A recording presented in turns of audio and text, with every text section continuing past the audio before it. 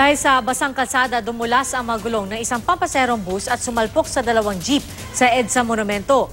Huli sa CCTV ang aksidente. Saksi si Athena Imperial. Nahagip ng CCTV camera ang malakas na pagtumbok ng isang bus sa dalawang jeep sa EDSA Monumento pasado 1:00 kaninang madaling araw. Nakahinto ang jeep na ito at mabagal naman ang takbo ng kalapit na jeep. Maya-maya pa, halos tumilabo ng mga ito dahil sa rumaragas ang bus.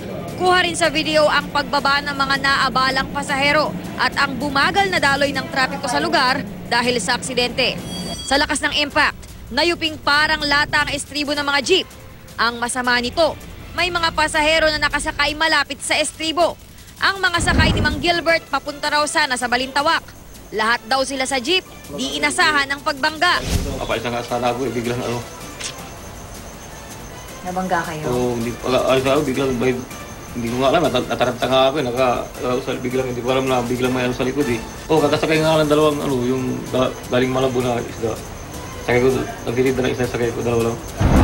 Si Mang Enrico naman, itatabi na raw ang jeep para sa bababang pasahero.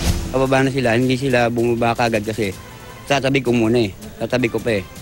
Nagbeso-beso pa nga sila eh. May din lang ako sa ospital doon na nabugbog yung dito niya. Hindi ko na inantay na lumating pa kung anong mga investigador. Dinala ko na kagad sa ospital. Hindi naman nagpaunlak ng panayam ang driver ng Roval Transport Corporation na si Jesus Victoria III. Pero ayon sa kanyang salaysay sa pulis, nag-alangan daw siya sa dalawang jeep na nakahinto sa 2nd at 3rd lane sa EDSA.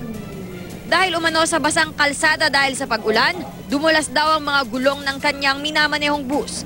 Nahaharap sa kasong reckless imprudence resulting in physical injuries at damage to property si Victoria. Athena Imperial ang inyong saksi.